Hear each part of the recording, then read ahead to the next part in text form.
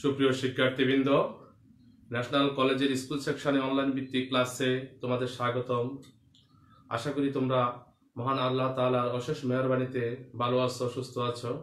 আজকে আমি ষষ্ঠ শ্রেণীর সাধারণ গণিতের অধ্যায় 1-এর সৃজনশীল প্রশ্ন নিয়ে আলোচনা করব। সৃজনশীল প্রশ্ন এখানে তুলে দিয়েছি, তোমরা দ্রুত সৃজনশীল প্রশ্নটা তুলে নাও খাতায়, এবং সৃজনশীল প্রশ্নগুলো যদি দ্রুত তুলে নাও তাহলে তোমাদের অঙ্ক করতে সুবিধা হবে। এই জন্য দ্রুত প্রশ্নগুলো তুলে নাও, তারপর আমরা এটা সমাধানে তোমাদের বোর্ডে দেখা যাচ্ছে কিনা একটু মেসেজ লেখো এবং অঙ্কটা তুলে নাও। আমি অঙ্কটা একটু পড়ছি, তোমরা মিলে তোমরা লিখে নাও। করিম সাহেব তার সম্পত্তির 8/1 স্ত্রীকে, 2/1 পুত্রকে ও 4/1 মেয়েকে দান করলেন। তার মানে কাকে কাকে দান করছে? স্ত্রীকে দান করলো, পুত্রকে দান করলো এবং মেয়েকে দান করলো। অবশিষ্ট সম্পত্তি, যে অংশটা অবশিষ্ট রইল সেই সম্পত্তির মূল্য আছে 20,000 টাকা। অর্থাৎ করিম সাহেবের কাছে যে সম্পত্তিটা আছে সেই সম্পত্তিটার মূল্য 20,000 টাকা। কতে প্রশ্ন হলো যে তিনি মোট কত অংশ দান করলেন। খ, তার সম্পূর্ণ সম্পত্তির মূল্য কত? অর্থাৎ যে সম্পত্তিটা তার কাছে ছিল সম্পূর্ণ সম্পত্তিটার মূল্য কত বের করতে বলা হয়েছে। হ্যাঁ, গতে বলা হয়েছে স্ত্রী, পুত্র ও কন্যা প্রত্যেকে কত টাকার সম্পত্তি পেল। আমাদের প্রশ্নে প্রত্যেকে অংশ দেওয়া আছে, তাহলে সেখান থেকে মূল্য বের করতে হবে, সেই অংশটার মূল্য কত সেটা বের করতে হবে। এখন এখানে গতে একটা দ্বিতীয় অংশ আছে, পুত্র, স্ত্রী ও মেয়ে অপেক্ষা কত টাকা কম বা বেশি পেল। অর্থাৎ স্ত্রী এবং মেয়ের সমষ্টি অপেক্ষা কত কম না বেশি, কার? পুত্রের। পুত্রের অংশ বেশি না স্ত্রী এবং কন্যা দুইজন মিলে অংশ বেশি, সেটা বের করতে বলা হয়েছে। তাহলে আমরা প্রথমে যাব তিনি মোট কত অংশ দান করলেন। সেটাতে যাওয়ার আগে আমরা তিনি কাকে কাকে দান করছে, তিনি স্ত্রীকে দান করছে, পুত্রকে দান করছে, কন্যাকে দান। তাহলে আমরা সেখান থেকে অঙ্ক শুরু করে দিই। তাহলে দেওয়া আছে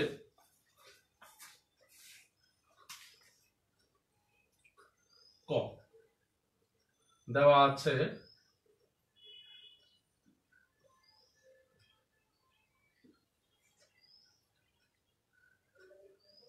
স্ত্রীকে দিল কত অংশ? 8/1। স্ত্রীকে দিল 8/1, পুত্রকে দিল কত? 2/1। স্ত্রীকে দিল 8/1, পুত্রকে দিল 2/1, মেয়েকে দিল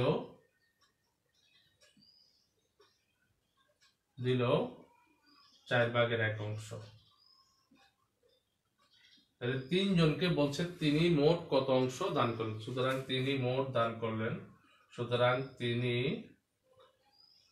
মোট দান করলেন সমান 8/1 যোগ 2/1 যোগ 4/1 অংশ। তিনি এই অংশটা তিনি কি করছে?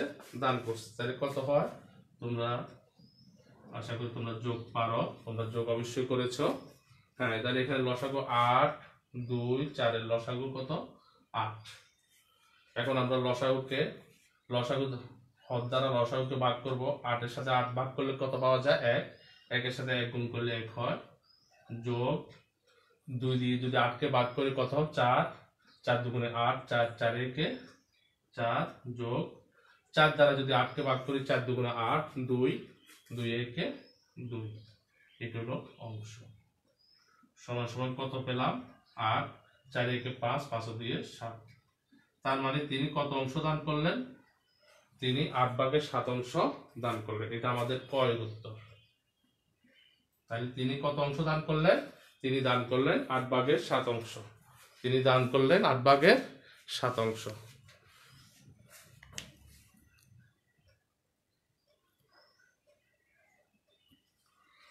তাহলে তিনি মোট দান করলেন 8/7 অংশ।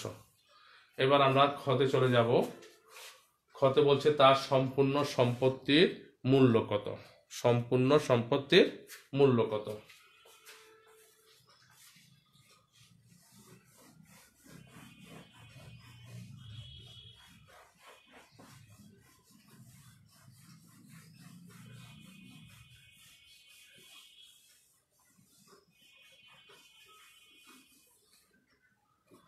এবার আসো আমরা খতে চলে যাই।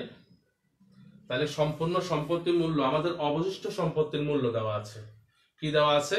অবশিষ্ট সম্পত্তির মূল্য কত? 20,000 টাকা। তাহলে আমরা অবশিষ্ট সম্পত্তির মূল্যটা, অবশিষ্ট অংশটা আমরা আগে বের করব। তাহলে অবশিষ্ট অংশ বের করতে আমরা খ হতে পাই, ক হতে পাই, ক হতে পাই কি, তিনি দান করলেন, তিনি দান করলেন কত অংশ? 8/7 অংশ। তিনি দান করলেন 8/7 অংশ। আমরা জানি, আমরা কি জানি, সম্পূর্ণ অংশ সমান, সম্পূর্ণ অংশকে আমরা কি দ্বারা প্রকাশ করি? সমান 1 অংশ। আমরা সম্পূর্ণ অংশকে কি দ্বারা প্রকাশ করি? 1 দ্বারা প্রকাশ করি। তাহলে সম্পূর্ণ অংশ থেকে যদি আমরা দানের অংশ যদি বাদ দিয়ে দিই, তাহলে থাকবে কি? অবশিষ্ট সম্পত্তি সমান, অবশিষ্ট সম্পত্তি সমান অবশিষ্ট, এখানে এভাবে না লিখে লিখতে পারি আমরা, তার কাছে অবশিষ্ট রইল, তার কাছে অবশিষ্ট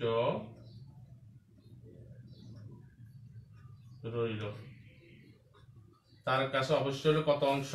সম্পূর্ণ অংশ হলো 1 বিয়োগ যে অংশ তিনি দান করছেন অংশ, এটা হলো তার কাছে, এটা হলো অবশিষ্ট রইল। সম্পূর্ণ অংশ থেকে, সম্পূর্ণ অংশকে আমরা 1 দ্বারা প্রকাশ করছি, 1 থেকে যে অংশ দান করলেন সেই অংশ বাদ দিলাম, তাহলে থাকলো কি? আর তার কাছে অবশিষ্ট রইল সমান সমান, এটাকে আমরা মান বের করব। এখানে মনে মনে কি থাকে? যদি কিছু না থাকে 1 থাকে, 1 দ্বারা যদি 8কে ভাগ করি কত হয়? 8, 8 এর সাথে 1 গুণ করলে 8 একে 8 বিয়োগ 7 অংশ সমান সমান 8/1 অংশ। এই 8/1 অংশ কার কাছে রইল? করিম সাহেবের কাছে অবশিষ্ট রইল। কিন্তু আমরা পাইছি 8/1 অংশ, কিন্তু প্রশ্নে দেওয়া আছে অবশিষ্ট সম্পত্তির মূল্য 20,000। তার মানে 8/1 অংশ সম্পত্তির মূল্য কত হবে? 20,000 টাকা। প্রশ্ন মতে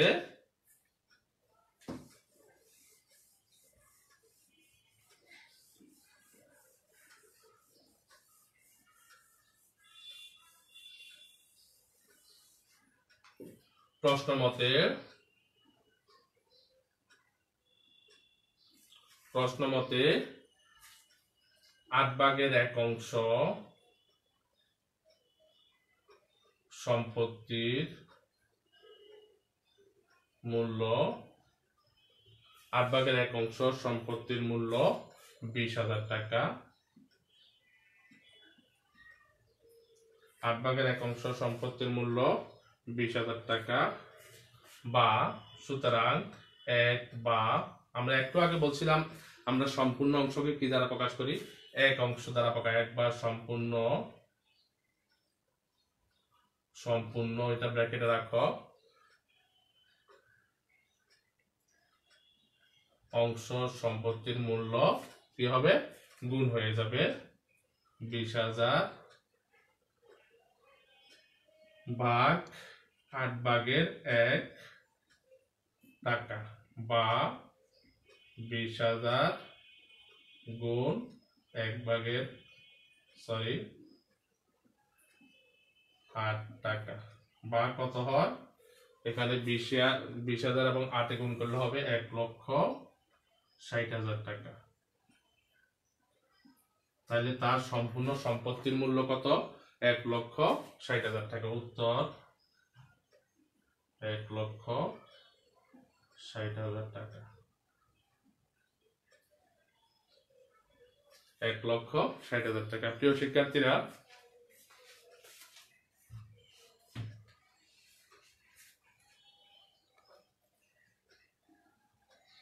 তাহলে আমরা কতে পেলাম তিনি দান করছেন 8/7 খতে পেলাম তার সম্পূর্ণ সম্পত্তির মূল্য 1,60,000 টাকা। এখন গতে বলছে স্ত্রী পুত্র কন্যা প্রত্যেকে কত টাকার সম্পত্তি পেল। স্ত্রী পুত্র কন্যা প্রত্যেকে কত টাকার সম্পত্তি পেল। তাহলে আমরা সেখানে যাই।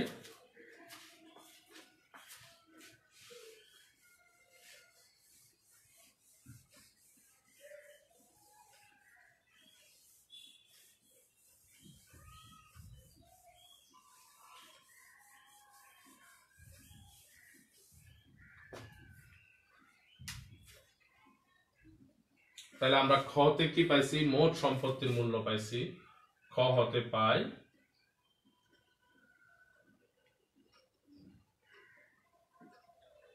সম্পূর্ণ সম্পত্তির মূল্য, সম্পূর্ণ সম্পত্তির মূল্য 1,60,000 টাকা। 1,60,000 টাকা। সম্পূর্ণ সম্পত্তির মূল্য হলো 1,60,000 টাকা। তার মধ্যে স্ত্রী কত অংশ পায়? 8/1 অংশ। সুতরাং স্ত্রী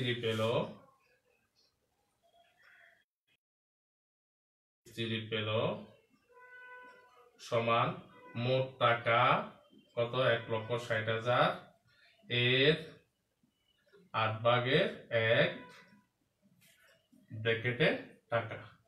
তোমরা সবসময় এখানে টাকা কোথায় লিখবে না লিখবে একটা দ্বিধাদ্বন্দ্বে পড়ে যাও।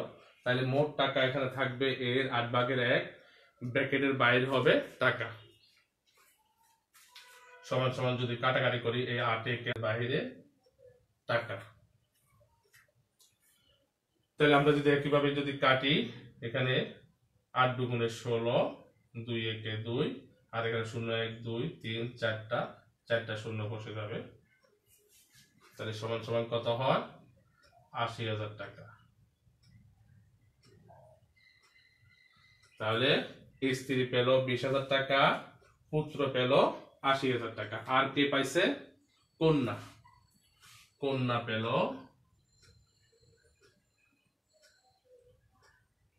সমান 1,60,000 এর কন্যা কত পাইল? 4/1 অংশ, 4/1 টাকা। তাহলে এখানে 4 ছেড়া 16, 4 একে 4, 4 ছেড়া 16, 0 কয়টা? 1 2 3 4টা 0 বসে যাবে, সমান সমান কত? 40,000 টাকা। তাহলে আমাদের গয়ের প্রথম অংশ উত্তর হলো, প্রথম অংশ উত্তরটা কি? স্ত্রী পেল 20,000 টাকা, পুত্র পেল 80,000 টাকা, কন্যা পেল 40,000 টাকা। তাহলে আমাদের গয়ের প্রথম অংশটা শেষ হলো। এবার আমরা যাব গয়ের দ্বিতীয় অংশে। দ্বিতীয় অংশে কি বলেছে?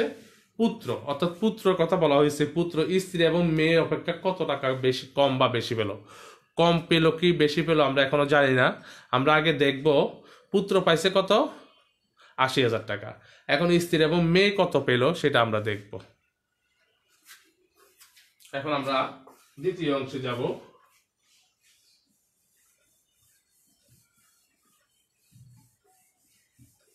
দ্বিতীয় অংশে যাব।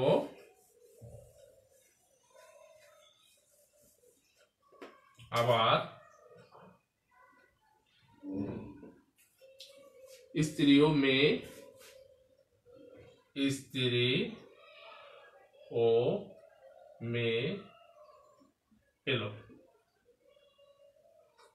কত? পেল স্ত্রী পেল 20,000 টাকা, যোগ কন্যা পেল, মেয়ে বা কন্যা, কন্যা লেখো এখানে যেহেতু প্রশ্নে কন্যা আছে।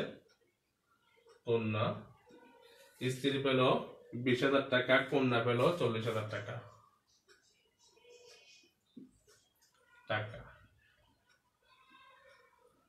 এখানে লিখে দাও স্ত্রী ও কন্যা মোট পেল, দুইজনের মোট পেল কত? 20,000 হলো স্ত্রী আর কন্যা হলো 40,000 টাকা। তাহলে মোট কত? 60,000 টাকা। তাহলে দেখো স্ত্রী এবং কন্যা পেল আবার শুধুমাত্র পুত্র পেল কত, পুত্র একা পেল কত, ৮০,০০০ টাকা। পুত্র একা পেল কত, ৮০,০০০ টাকা। সুতরাং পুত্র মেয়ে ও, সুতরাং পুত্র মেয়ে ও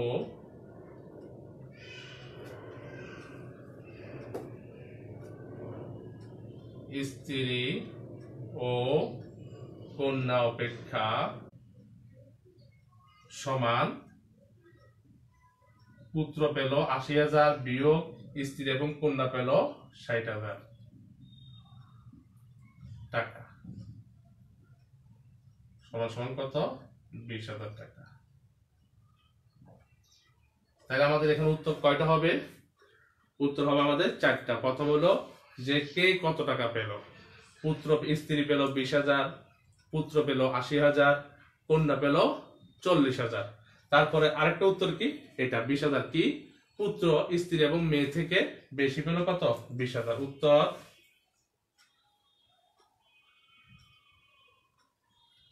উত্তর স্ত্রী পেল ২০,০০০ টাকা, পুত্র পেল ৮০,০০০ টাকা,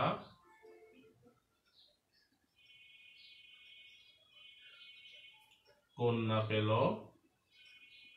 ৪০,০০০ টাকা। এবং স্ত্রী ও কন্যা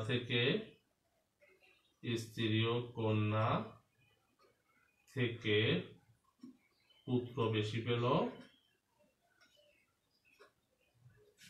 কত, ২০,০০০ টাকা। এই আমাদের উত্তর হয়ে গেল।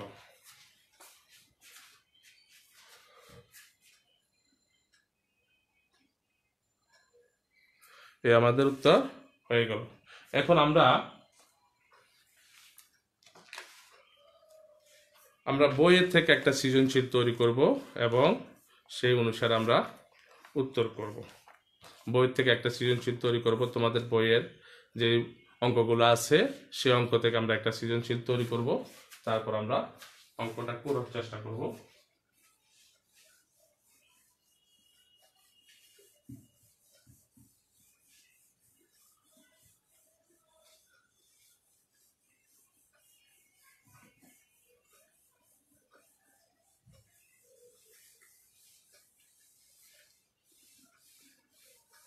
বই থেকে একটা সৃজনশীল তৈরি করে তোমাদের দেব, তারপর তোমরা এটা বাসায় প্র্যাকটিস করবে এবং এই ধরনের সৃজনশীলগুলো তোমরা বাসায় প্র্যাকটিস করবে, তাহলে তোমাদের অঙ্ক তোমাদের জন্য সহজ হয়ে যাবে। আমি ওটা হোমওয়ার্ক আকারে তোমাদের দিচ্ছি। একটি পানি ভর্তি বালতির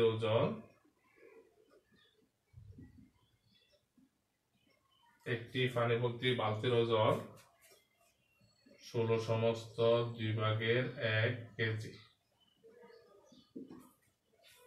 পানি ভর্তি বালতির ওজন 16 সমস্ত 2 ভাগের 1 কেজি।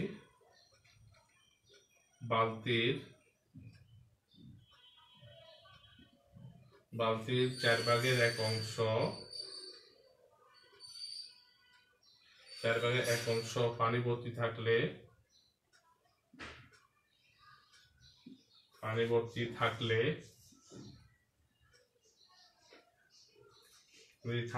তার ওজন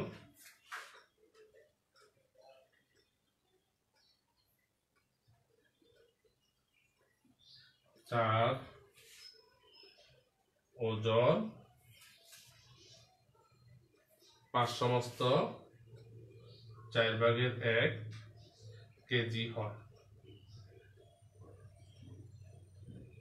এটা তোমাদের একদম বইয়ের অঙ্ককে আমরা সৃজনশীল আকারে তৈরি করে তোমাদের জন্য হোমওয়ার্ক আকারে দিলাম। তোমরা এটা বাসায় প্র্যাকটিস করবে। যদি তোমাদের কোনো সমস্যা থাকে এই প্রশ্নে, তাহলে তোমরা পরবর্তীতে আমাকে জানাবে। তাহলে কত আমরা একটা সরল করে দিয়ে দিলাম। সরল করো,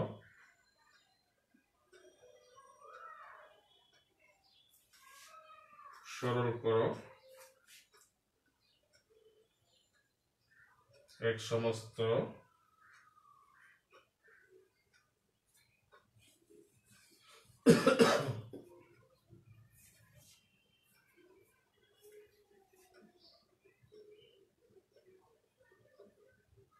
দুই ভাগের এক ভাগ 4 ভাগের 3 এর 9 ভাগের 8 গুণ এক সমস্ত 5 ভাগের 4। এটাকে সরল করো, দিয়ে দিলাম। খতে বলছে, খতে হলো খালি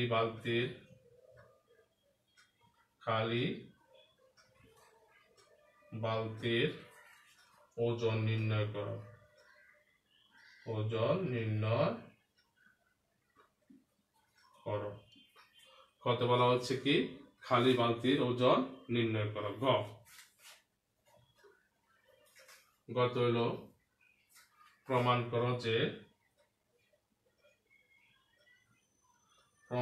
করো যে উদ্দীপকে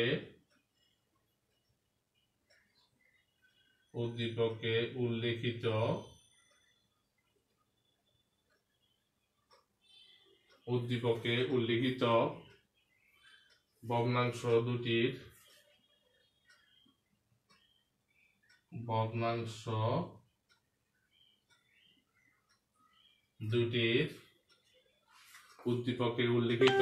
প্রমাণ করো যে উদ্দীপকে উল্লিখিত ভগ্নাংশ দুটির গুণফল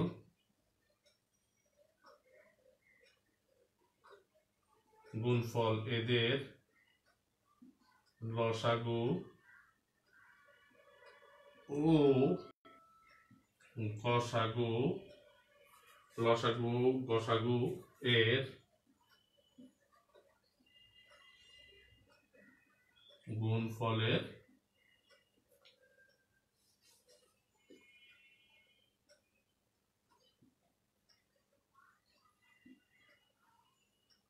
সমান। তাহলে কি লিখলাম? প্রমাণ করো যে উদ্দীপকে উল্লিখিত ভগ্নাংশ দুটির গুণফল এদের লসাগু ও গসাগু এর গুণফলের সমান।